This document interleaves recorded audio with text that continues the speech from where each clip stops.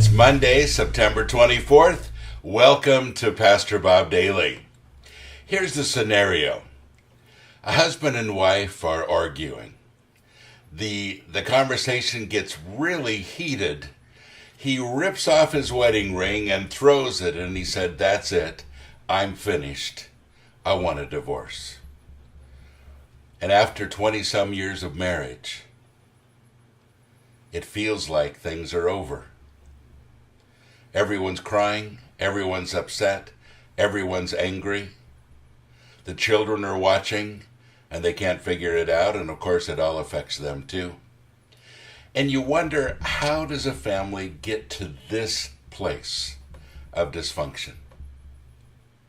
Well, I have 3 pieces of advice. Here they are. Communicate, communicate, communicate. You know, the breakdown of any relationship really has to do with communication. It really does. Communicating how you feel, communicating what's going on inside of you, communicating anger or frustration or anything.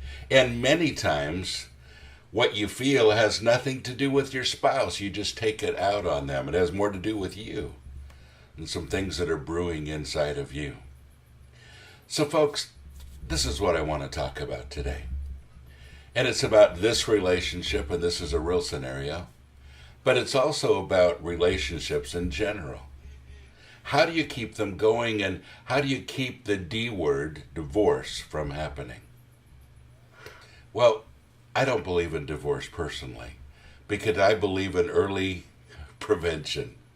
And sometimes the early prevention is before you get married. The first thing you do is make sure you're getting married to the person that you could live the rest of your life with. Make sure you get to know them.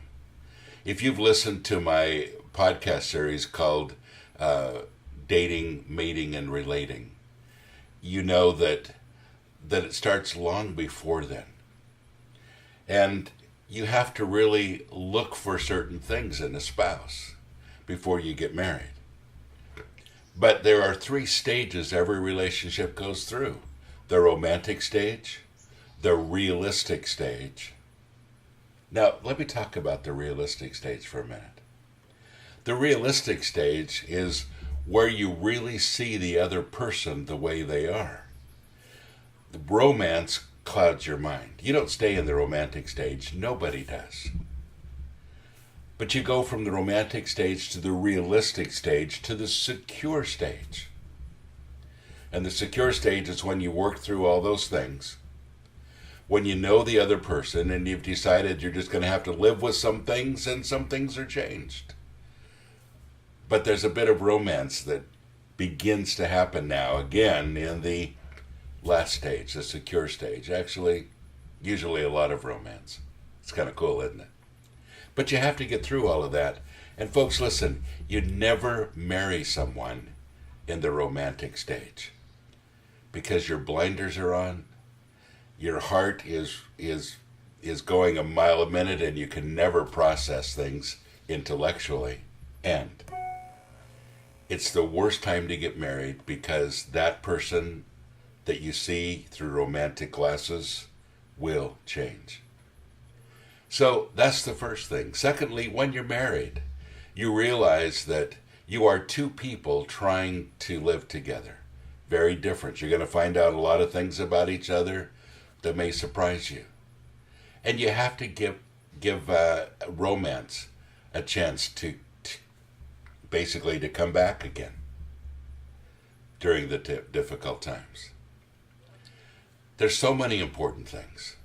You know, people have affairs during this time, and the biggest reason for affairs is because things are not good at home. You know, women say, well, I just don't feel like having sex with my husband anymore.